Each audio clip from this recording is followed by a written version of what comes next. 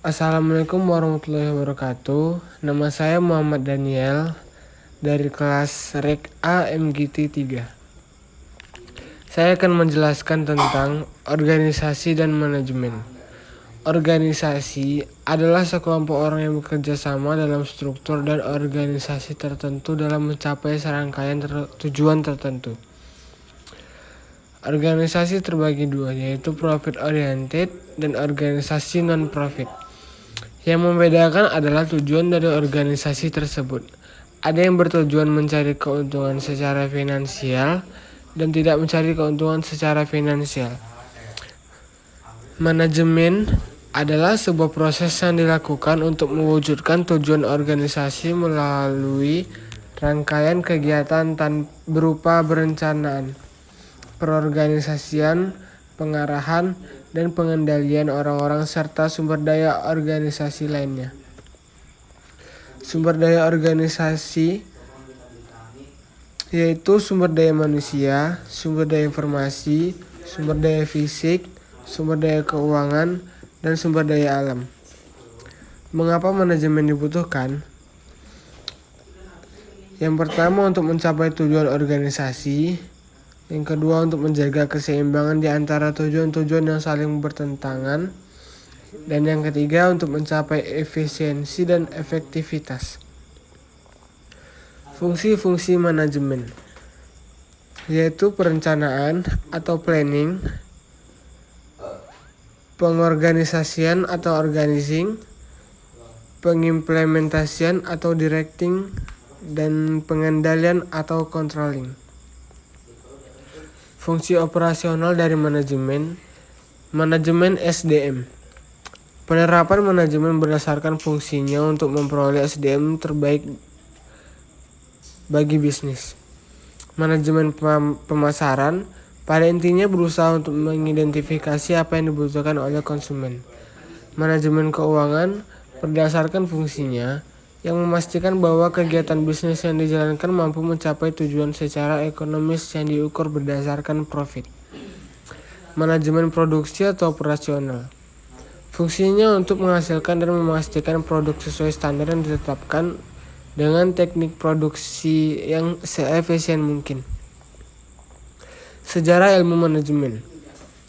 Peninggalan fisik sebagai ciri adanya implementasi ilmu manajemen, seperti piramida di Mesir, bangunan Ka'bah di Makkah, tembok Cina, dan lain sebagainya.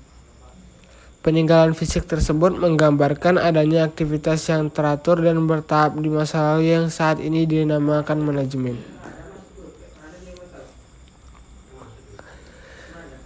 Tiga kelompok pemikiran terdahulu dalam ilmu manajemen. Perspektif manajemen klasik. Kelompok manajemen ilmiah atau saintifik. Perusahaan manufaktur, bank umum, perusahaan asuransi, perusahaan retail, dan lain-lain. Kelompok manajemen administrasi.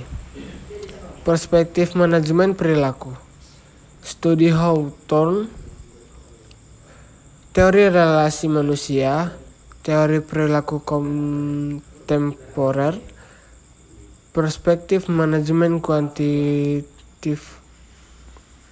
Kelompok manajemen sains, kelompok manajemen operasi. Kesimpulan yang didapat dari manajemen klasik.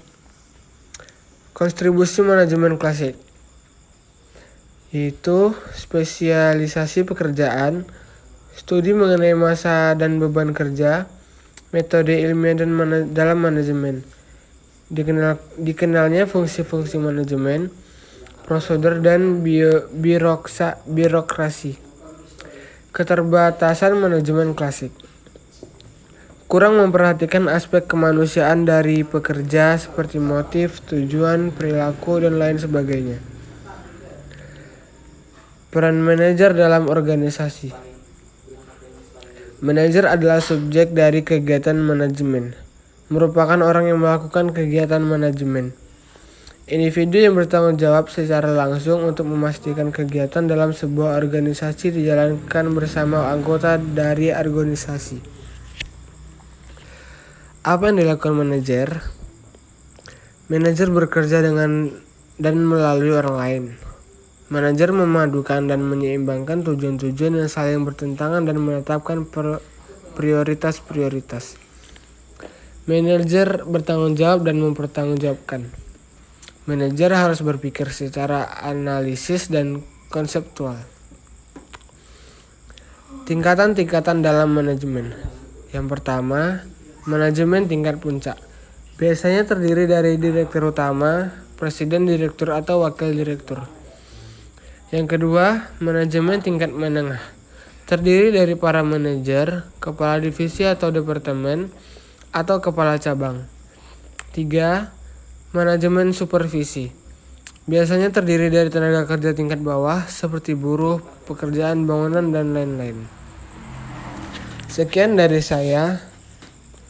Assalamualaikum warahmatullahi wabarakatuh.